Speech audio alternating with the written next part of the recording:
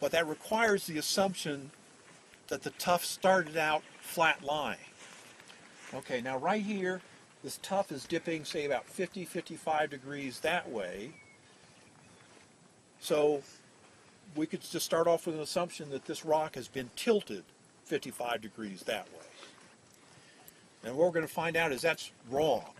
We're going to go over to the other side, and we're going to find the same tuff dipping this way at about the same angle. And they're only about less than a kilometer apart, so the tuff is like this. And ultimately the inference we came up with, that it was compacted against the wall of the Paleo Valley, so it had what's called a primary dip. Instead of being like this, it was like that.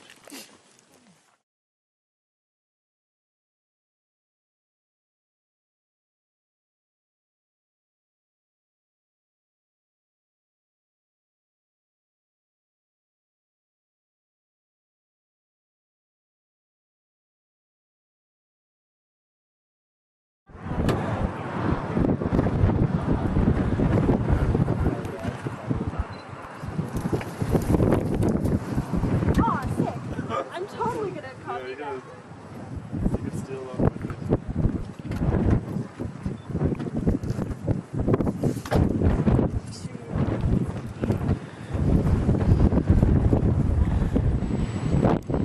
it. Black Point and Nedget Island.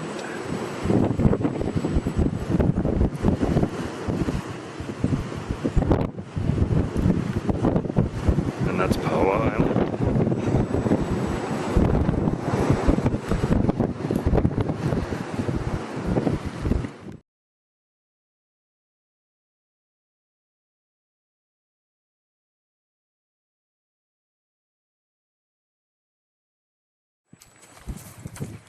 It's a nice rest spot right there.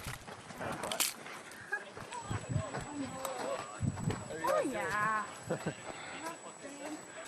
nice little walk in the park. I see a snake right now. Oh my god, don't There's not. The hill's probably too steep for them. When we were driving up here, Yeah. Sarah Davy made the comment that the area looked like in the movie The Hills Have Eyes. Oh yeah. And I'm thoroughly freaked out now.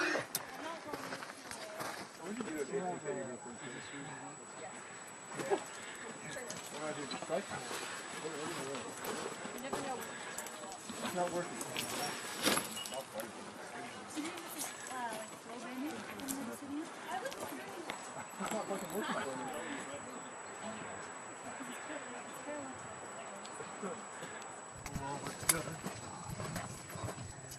Oh, no, it's not. So layered. Yeah, they're block hills. It's like ice. Oh, look, it's Bishop Tuff in there. That's cool. You see these spherulites in almost all glassy rocks, but they just develop to different degrees. We'll see them when we go to Lookout Mountain. There's also spherulites in that, but they're nowhere near as big.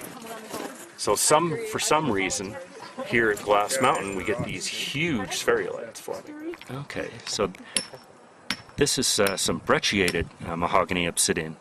And pretty rare. Usually the mahogany is just in layers, but here you can clearly see that the mahoganization must postdate at least this halt of the flow, because the flow has broken things up into a breccia, but then only the gaps between the larger fragments have undergone the oxidation to mahogany. Nice piece.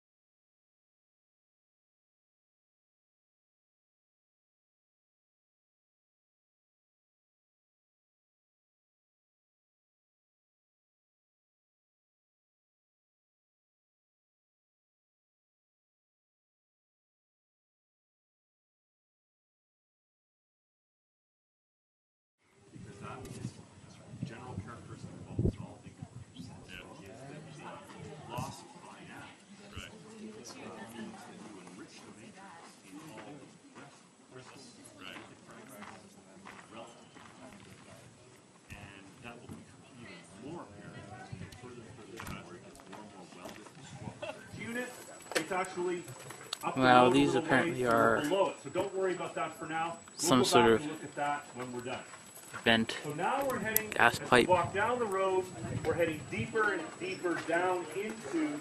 See, it extends. So there is an sort of an upper part of this flow that has these curving columnar joints, and then a lower part which, if you were going to, it still is jointed, isn't it? If you look at the lower part, but it's very crude. So if you're going to describe the cross section then through this unit that we're seeing here in the gorge, you would say that there is an upper part with well-developed curved columnar joints, and a lower part with very poorly developed, very crude columnar joints.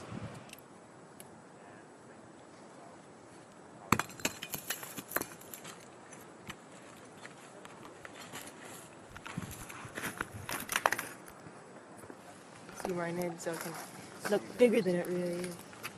Oh, look at the walls. Isn't that quartz just right in the middle of that?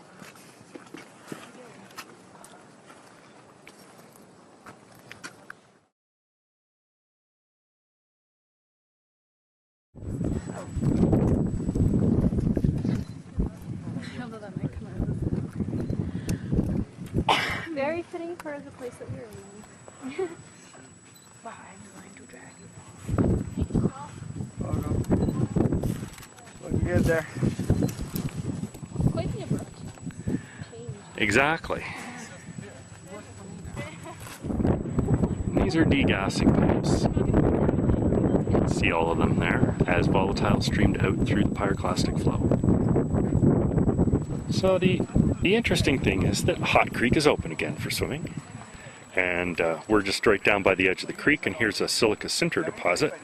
You can see that silica has just trapped all kinds of fragments in, and just down here is the probable vent. You can see it's got a little concentric hole in the middle with some radial silica growth around it. So odds are good that's where the actual vent was, and then material then would pour out of the water, would pour out of that and deposit silica in this sinter. As I mentioned, Hot Creek back open again. You can see the bubbling water in the middle where the hot water is coming up, mixing with the cold water on the side. And then back in the background are some of the really hot pools on the far bank. Just a whole bunch of dust fell out.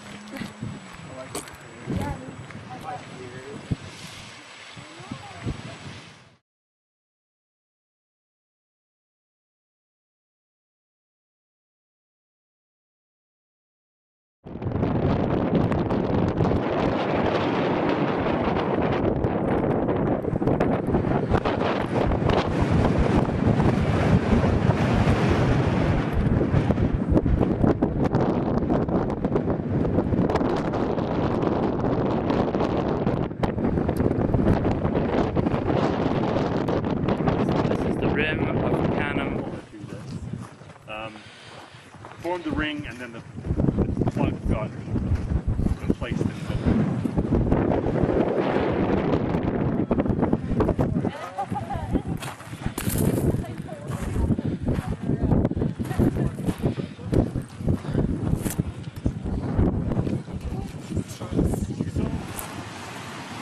Bubble.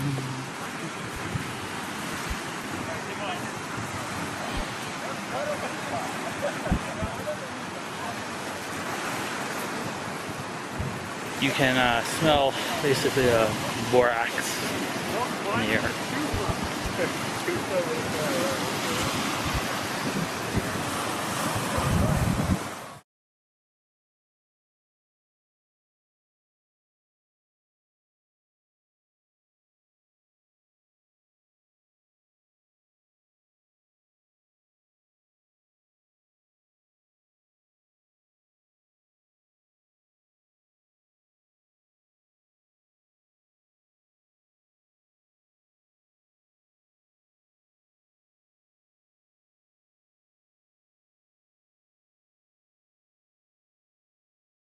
Cinders are blown out of a vent, central vent.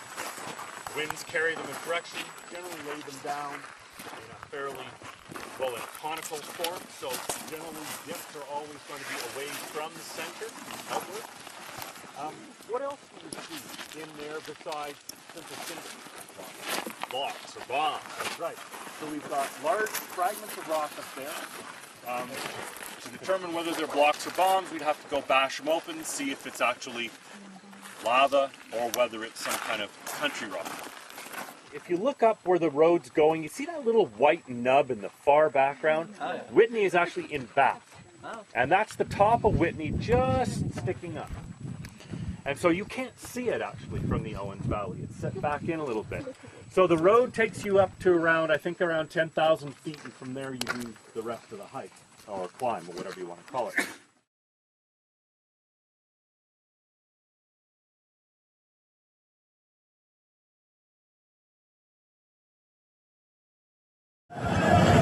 This next song here is an old classic. Hey, hold it down up there. Baby, I didn't love you not as often as I should have. And it does sort of remind you of a tornado. So the sand here, because of the wind, is very dynamic. The sand comes in, sand is blown away, accumulates sand, stabilizes the sand. Remnant of Pleistocene glacial lake. Still this area.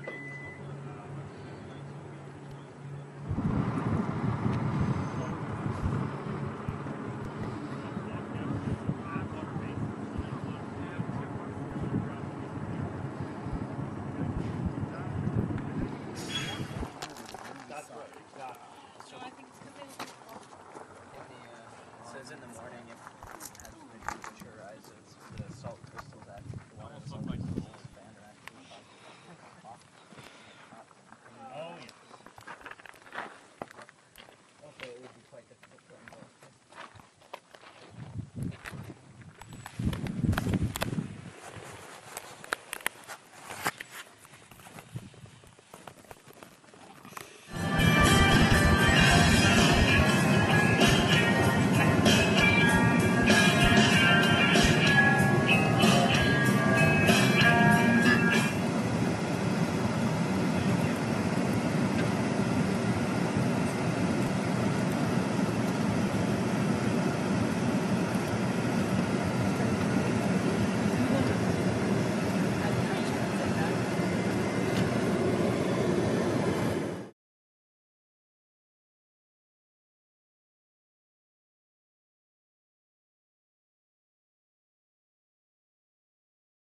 Things.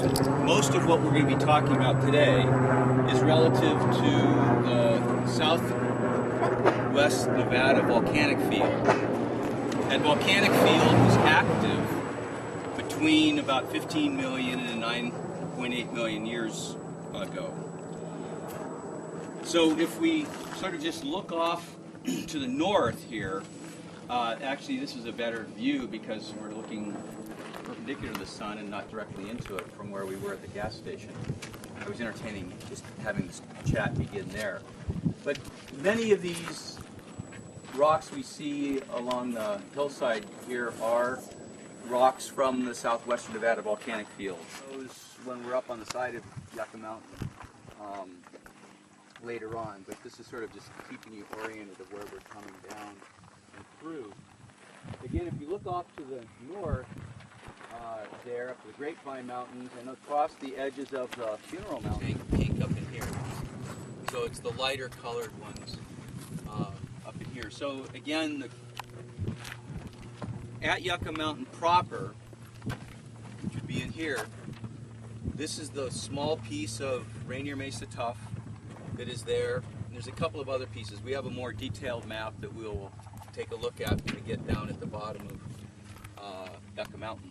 So again, we're just off the map. We'll be coming up along this road. We'll be going between these two cinder cones. We'll jog across up to the base of Yucca Mountain, and then we'll end up doing our little hike up to the side of the hill.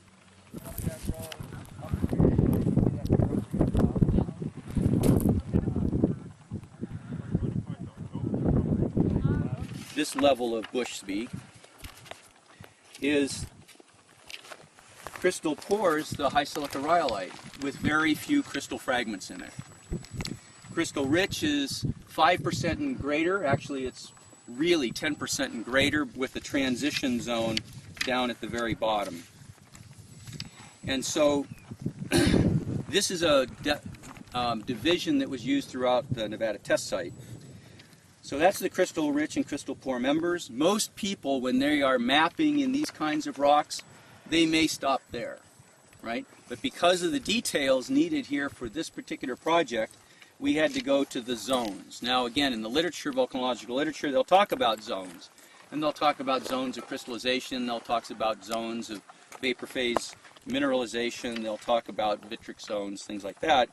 And here we kept vitric zones at the top and the bottom, and the rest of these are whether there's lithophysi or not. Again, we'll touch some lithophysi in just a moment. This waste is currently distributed over hundreds of nuclear sites across the United States. Numerous waste disposal suggestions such as deep-sea burial or ejection into space have been deliberated, but a geological repository was ruled the only realistic option. The United States Department of Energy stated that one of the most important criteria for a repository was the tectonic stability of the region, and that with that stability being expected to continue for the next 10,000 years. With this criteria, the United States chose Yucca Mountain.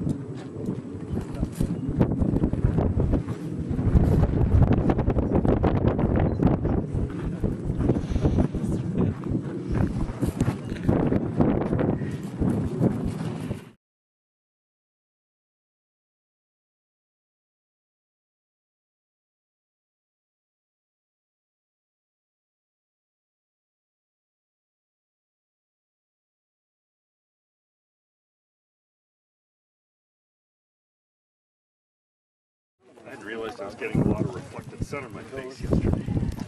A lot. With that, yesterday was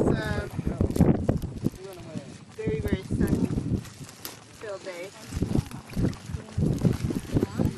I thought I'd see everybody would know, like, everybody had their sunglasses on. On my hat to see if he'd stay there, but I'm worried of where he'll go. And he's in my ear. I was gonna say down the back of my shirt, but. Can I touch him? Yeah, sure. Yeah, they might have some. He's squishy. It's not moving. Don't. Yeah, exactly. No. No, I really want to see one, but He's gonna poop himself. Don't make him poop himself. So this is the Colorado Plateau. The Grand Canyon is this kind of deep squiggle that you see through here, like so. And this is the Little Colorado River. This is the main Colorado River coming in here. Some branches to the north and to the south. And eventually the canyon cuts down into Precambrian rocks as well. And then finally it comes out where we are, right here at Grand Wash. There there'll also be wonderful information on the way up. That's gorgeous. Nothing like a big crossbow. My feet are in a pants. Oh, you have, well, there's some. Limestone's there. Oh, yeah.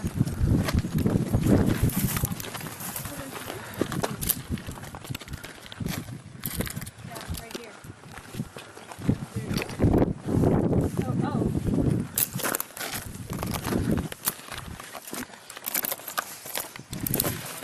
Standing on the contact.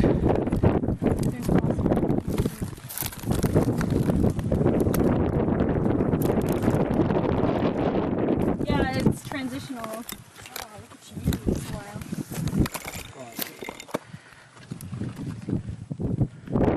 Wow. Pliocene, 6 million year old sequence of sedimentary rocks.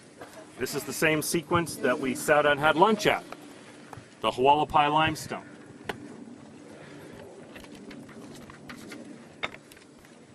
And there is a fault that runs down this gully along which those two are in contact. Now, what was the attitude of the Hualapai limestone where we were having lunch? Pretty much horizontal. What is it here? almost vertical. All near vertical, very steeply dipping to the east. So obviously something has upset the attitude of these beds. This cannot be their original orientation. And so they have been rotated to what we see. So let's consider now just the Hualapai limestone using. Is it just a limestone? Are there things other than limestones in this unit? I see Chris nodding. Anybody else? Yes, I see Kyle nodding. Good. Yes. What's the other kind of rock? Sandstone, that's right. That's that reddish cross-bedded, trough cross-bedded unit that makes up most of this side of the outcrop. At the age of the lava flow that you find in these sediments is 4.4 million years old. So that again is a constraint, it's a marker. It's telling you that what the timing was of the deposition of these alluvial sediments. So it's saying that by 14.4 million years ago, the Grand Canyon, the Colorado River, was spewing a lot of coarse-grained sedimentary debris out through the canyon.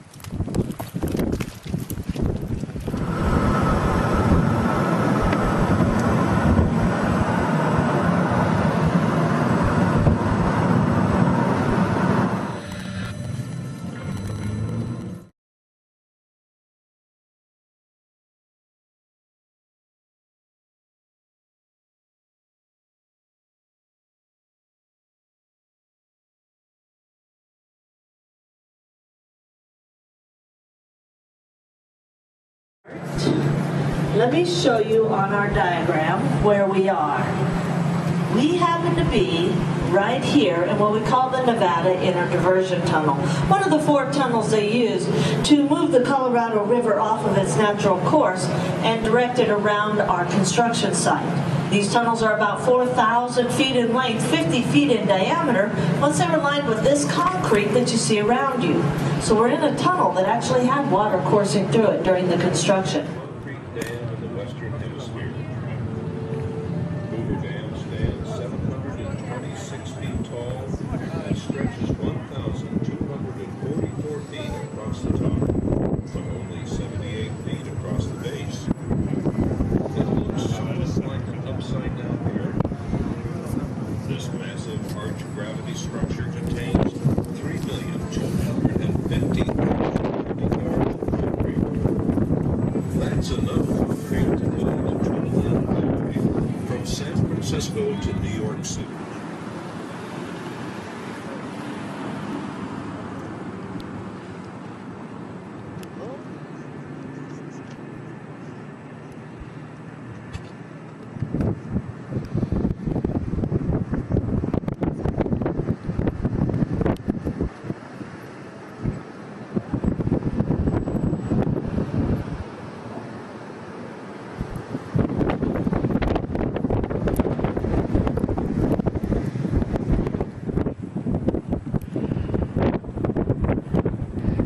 Lake Mead.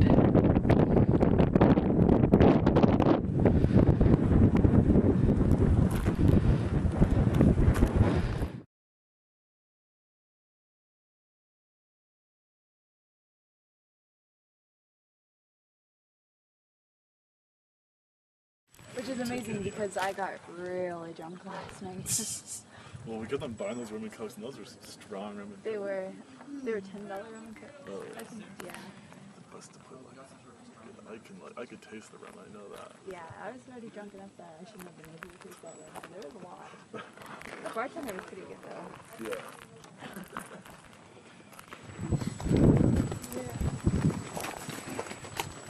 Okay, so this is basically a head frame, and this particular head frame and company had 2 different levels that they would stop at when they brought the ore up.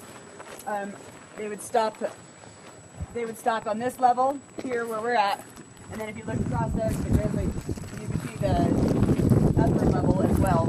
It's only a partial drill car now, but you can see how they took 2 different levels, and then they would take it over to the grizzly, which is what that building is, and hand separate it.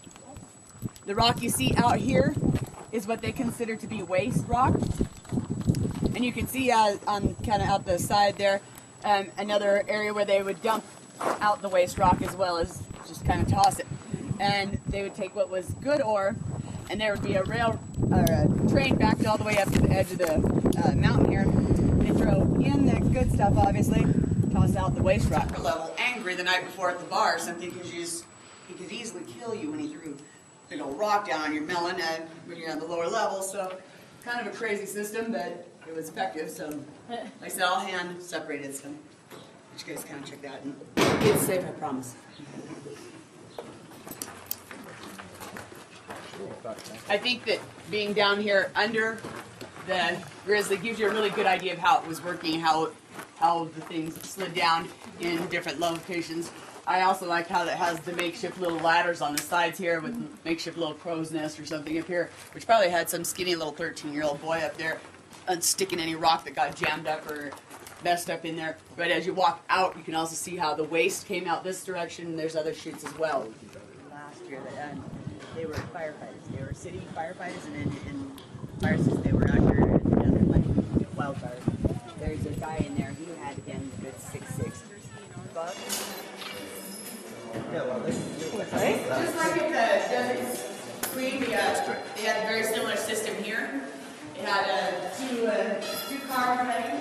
This is the level of each car, your clutch, your brake, your speed. Eventually they went to electricity. These are the power grids that were running the electricity there, and they too were using a bell and light system. This mince pie is basically, with very little effort and quite a bit of electricity probably, it would be operational still today. You can see the cables that run in and out of this. It was the same as other cables in another building, which is a flat wire cable. The flat wire cable was hand sewn, and it tells you about it down there in that paper, but they're hand sewn and replaced often because they didn't want anything to happen where they were broke, frayed, or causing any problems in between.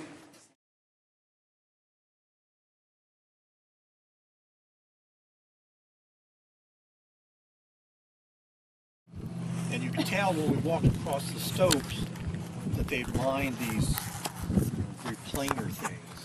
They were mining veins. And that's, those are a hydrothermal ore deposit, as is Round Mountain, which is the mine over here. And they're both epithermal deposits. And that simply means they're fairly low temperature, like 220, 240 degrees C or so.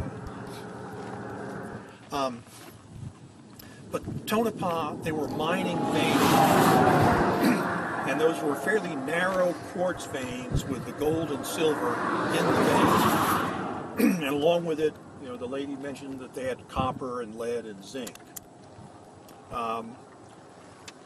They mined just the veins, and the people were sorting the ore, and basically they probably looked to see if they could see a quartz vein that had sort of gray material in it. They probably put that into the ore, and if it was just the wall rock, they tossed that away.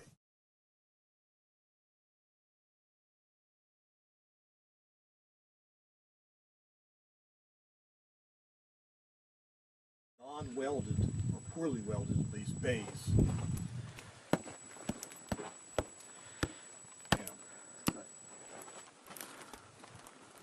And that's the difference, probably mostly the thickness. The deposit at Nine Hill, because it was very thick in the Paleo Valley, and here comes the car. Yeah.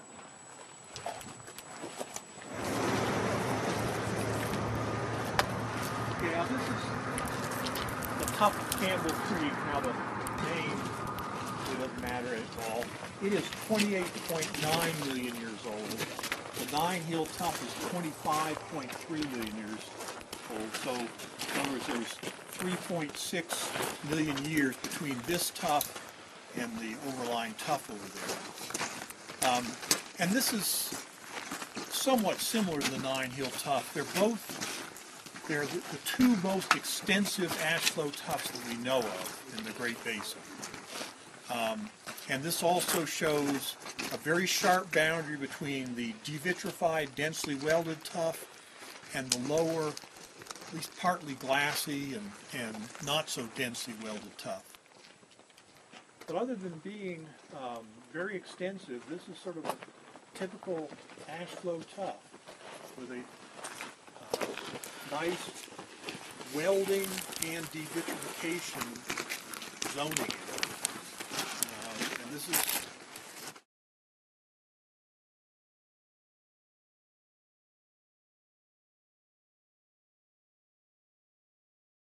of that fault. And that Cortez Fault is the eastern margin of an area that's been fairly highly extended, about 100%.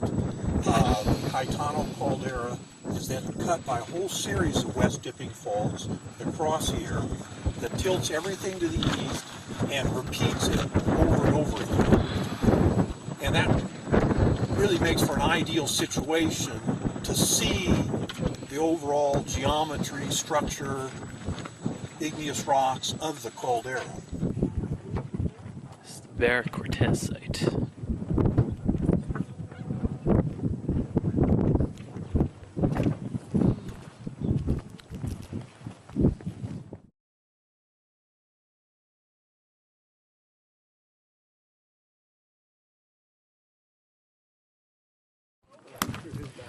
And azurite and malachite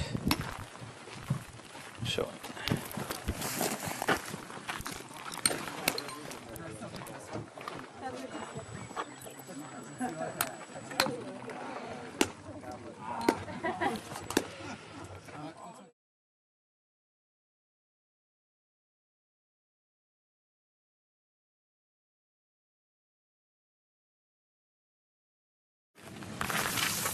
This is a geologic map of north central Nevada. I think it would be fair to say that there's a lot of work that could be done up here, more detailed mapping, and this is one of the few geological maps sort of the area. Where we're going to be working on a lot over the next 2 days is the Fish Creek Mountains, which is this mountain range you see right here, which we're at the very north end. Well, we're here right now, looking at the very north end, sort of that pointy bit coming over there is the north end of the Fish Creek Mountains. The ash flow tuff, called the Fish Creek Mountain tuff after the range, is restricted to almost entirely within the range itself. It crops up at a couple of outcrops within 5 or 10 miles, but not really anywhere else. It's mostly just here. The Fish Creek Mountains tuff spread out uniformly in all directions. It formed a thick but aerially restricted deposit. It's lens-shaped and about 20 miles in diameter, and at its maximum peak thickness it reached about 3,000 feet. It peters out towards the edges though. Since it only spread 10 miles in each direction, it was a low energy eruption, compared to, for example, the Bishop Tuff, which went very, very far. A total of about 75 cubic miles of tuff was erupted.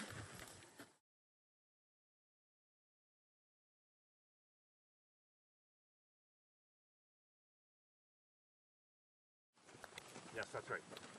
North of that.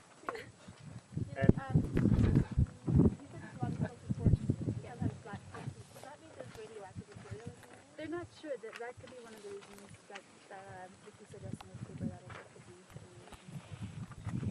It's uncertain.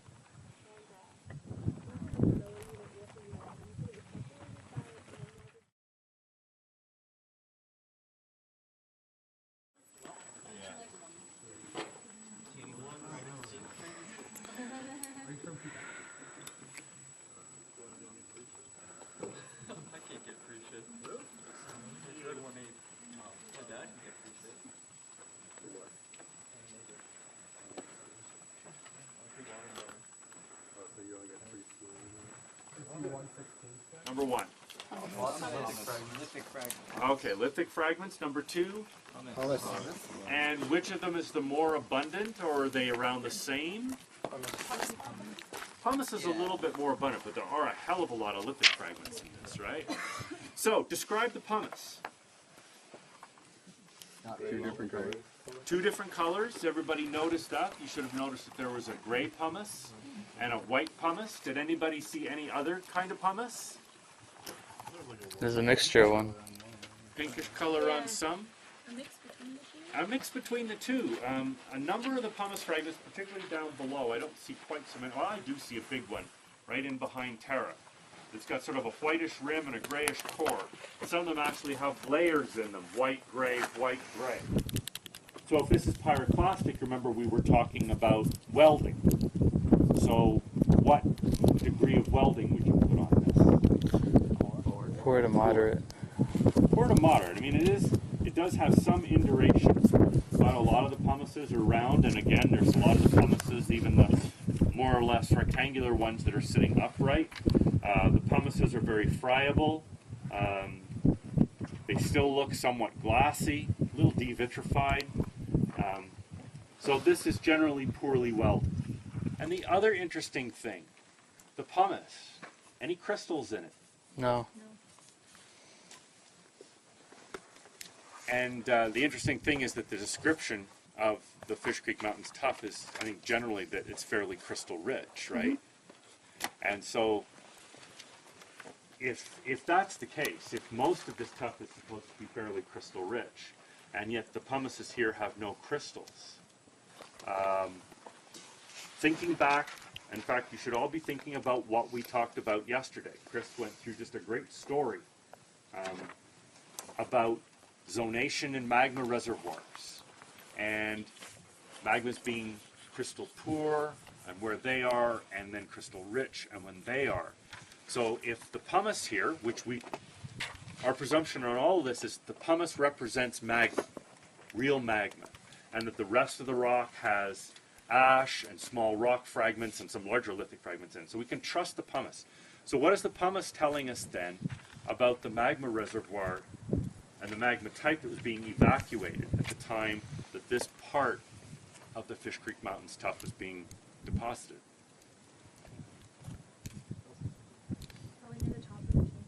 Probably near the top of the chamber, right?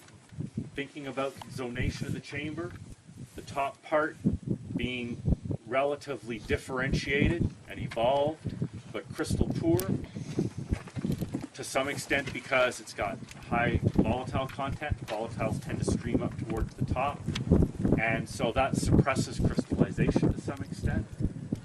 And then as you draw down, you get into the deeper, more crystal rich, but less evolved magma.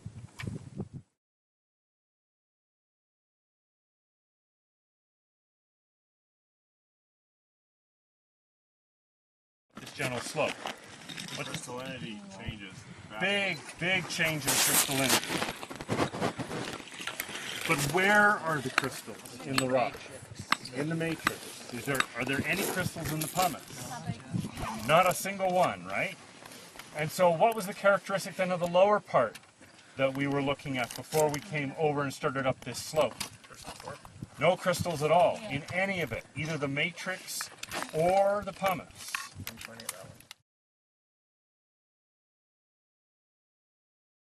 It's on a sidewalk.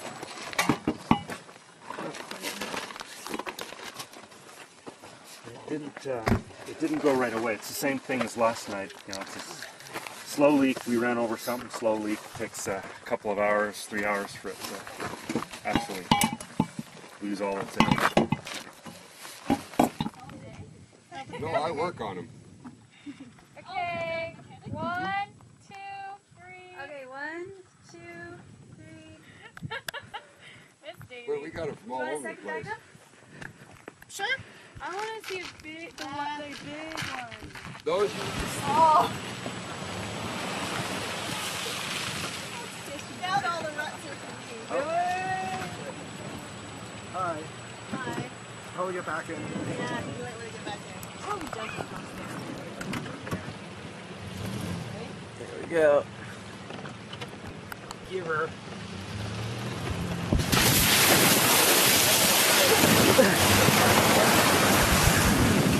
Alright. Well, here comes another one.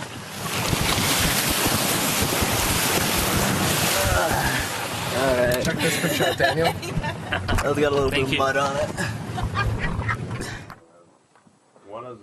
When I was looking at this, actually on Google Earth,